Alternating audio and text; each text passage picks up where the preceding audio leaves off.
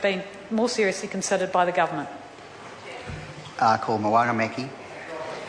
Thank you, Mr. Chair. And it was interesting hearing the revising of history from the Honourable Dr. Nick Smith, which he's particularly good at doing, I have to say, because he does it with such gusto that people think, surely you couldn't be making that up and yet say it with such gusto. Because, I know the Minister is reacquainting himself with select committees. What he perhaps is finding is that there's this interesting process called submissions at select committee, where people who have expertise in a certain area come along and tell the committee what they believe is wrong with the bill or right with the bill. So when we got to select committee and heard submissions from submitters, what we found was actually there were a lot more problems with the bill than we'd realised at the first reading. We did, because at the first reading we actually thought that it wasn't good enough, and then when we got to select committee we realised it was even worse than we'd originally thought. Now the Green Party actually supported it on balance at first reading, and again when we got to select committee and heard from submitter after submitter saying how weak the bill was, how inadequate it was, they changed their position, and a whole number of other issues were raised at select committee. That's why the select committee process is so important, and that's why when we came back to the committee stage we see SOPs from opposition members on a raft of different issues that were raised at select committee that we hadn't picked up initially. Now I wasn't aware, for example, at the first reading that the bill was inconsistent with our international obligations. That wasn't something that I'd considered, but that actually became one of the primary concerns as we went through the select committee, was that it's not consistent, there is no certainty around that, it will be tested in the courts, and that the government could have done one very, very simple thing. They could have used the language from the International Convention that we ratified in the bill. That one thing would have made it clear, beyond doubt, we wouldn't have to fight about it, beyond doubt that the legislation was consistent if we'd used the language of preserve and protect the marine environment. And so the Honourable Dr. Nick Smith said Labor at the first reading was all about consistency with the RMA. That's true.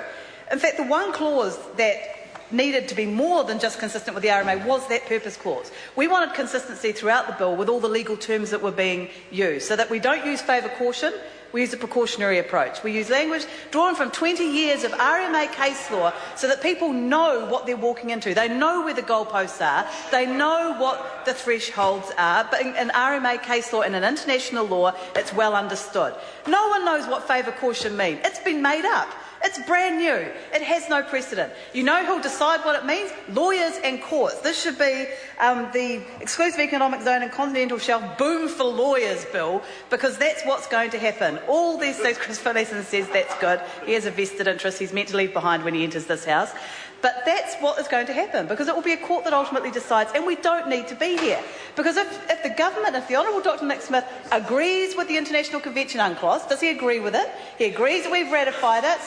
It's not consistent with it. It's not.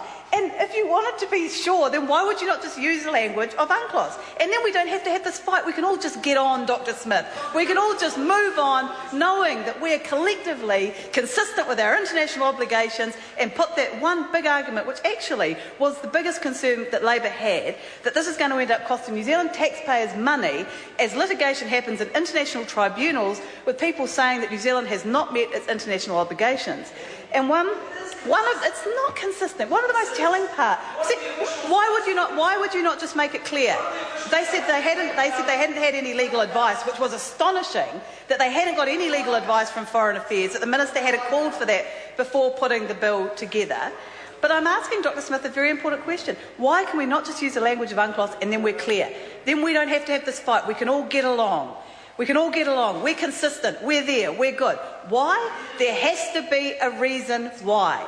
And when you look at the Clause 11 around international obligations, the language has been changed from saying that everything in this Act must be interpreted as being consistent with our international obligations to has now been seen to move us towards, to continue to implement. It does say that. It says continue to implement our international obligations. So we're no longer consistent with them, we're just in the process of continuing to implement them. So I think it's pretty clear that there's a lot of wiggle room that the government have left there because they don't want to be consistent with that international convention, and that leaves New Zealand taxpayers exposed, because they're the ones who are going to have to pay for any litigation that's taken against our government by anyone who thinks that we're not consistent with those obligations. And And it was a relatively simple thing to fix. And the fact that Dr. Smith is getting so wound up about it and didn't just say, well, let's just fix it, because apparently he's trying to say we all agree, Mr. Chair, we all agree, consistency is important, we must be consistent with our international obligations, but I'm not prepared to do the one thing that would take this issue off the table and have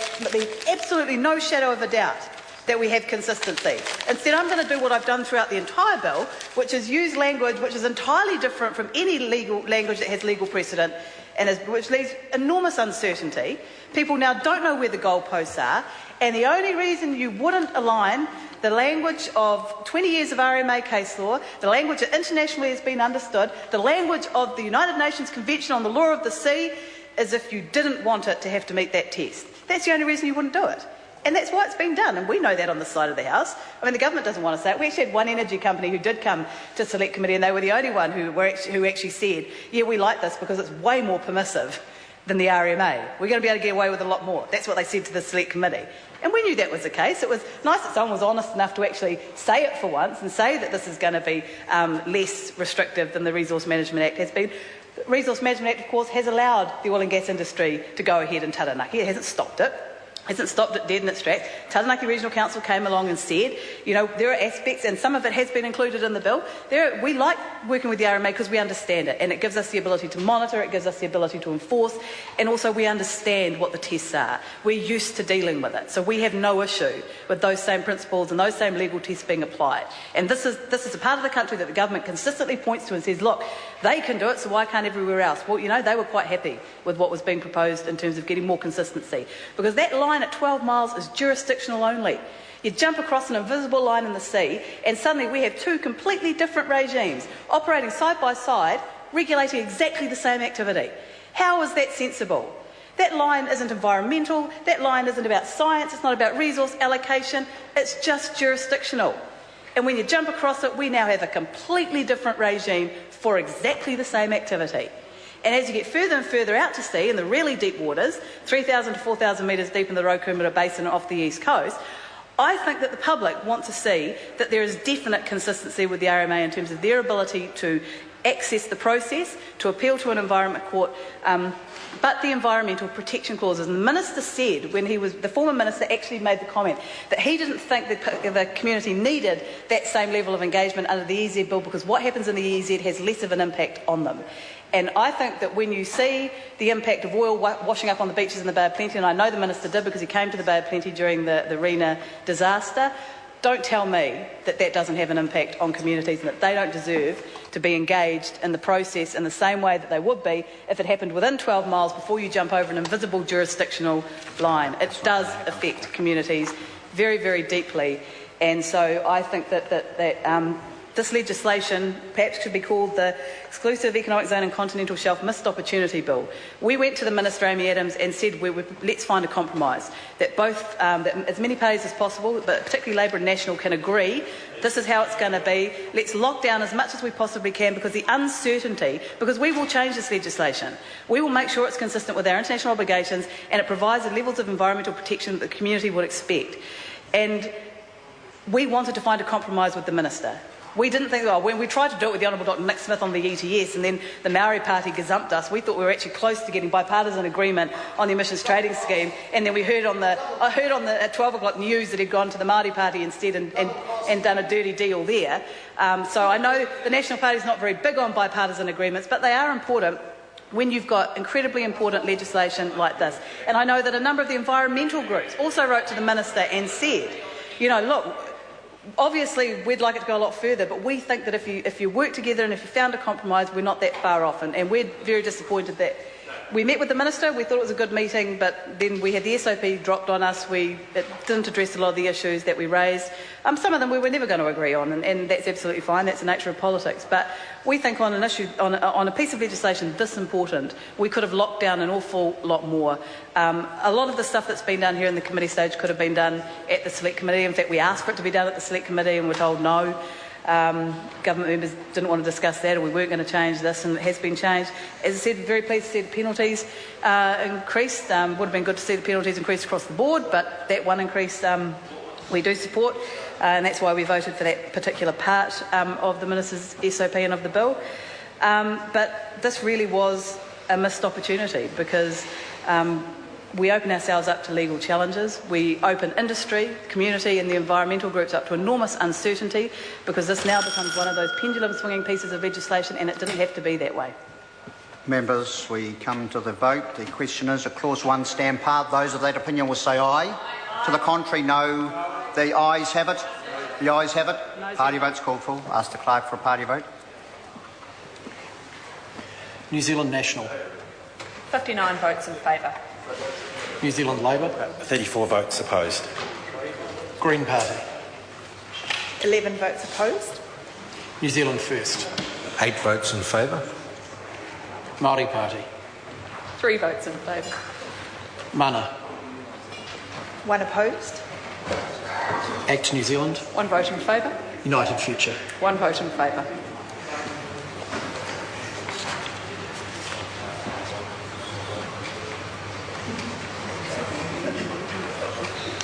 Members, the ayes are 72, the noes are 46. Clause 1 will stand part. The question now is, at Clause 2 stand part.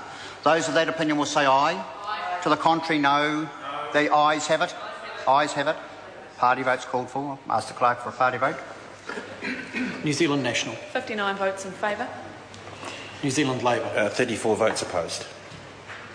Green Party. 11 votes opposed.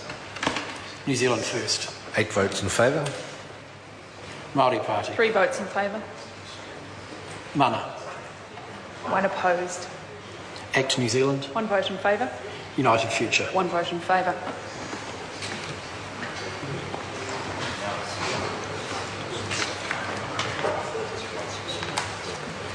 Members, the ayes are 72, the noes are 46. Clause 2 will stand part. I will report this bill with amendment presently. Members, we now move to consideration of the Regulatory Reform Bill. We move to Part 1, and this is debate on clauses 3 to 22. The question is, at Part 1 stand part. The Honourable Clayton